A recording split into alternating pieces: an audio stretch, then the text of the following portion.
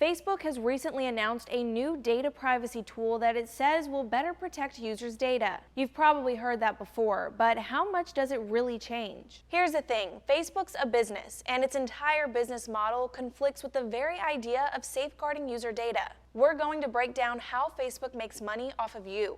Even if you've set your profile and posts to private, Facebook still has access and, more importantly, authority to trade your personal data.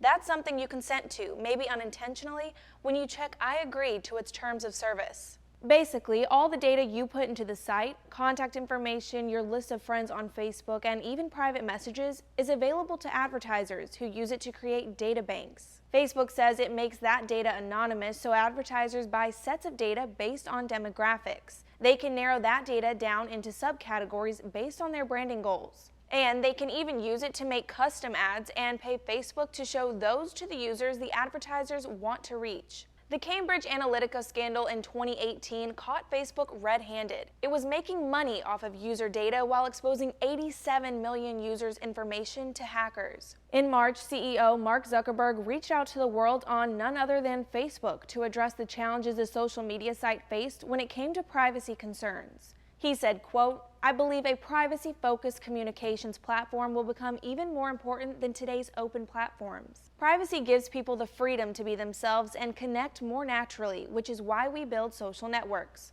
But the small gestures Facebook has made to reassure you it's protecting your privacy are just gestures, not an overhaul of its business model. In 2017, nearly 90% of Facebook's $40 billion in revenue came from digital advertisements.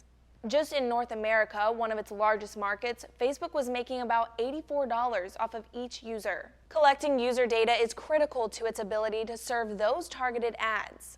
That means your post, private messages, contact information, and friend list are subject to being shared across the globe. According to the New York Times, Facebook gave several multinational companies access to user data. It gave Amazon names and contact information. It gave Bing users' friends, regardless of whether users had given it permission to do so. And it gave Netflix and Spotify access to users' messages. Facebook said it stopped selling access to user data years ago, but some of it was still shared last summer. The company later said sharing that user data helped its users see recommendations from their Facebook friends on other websites.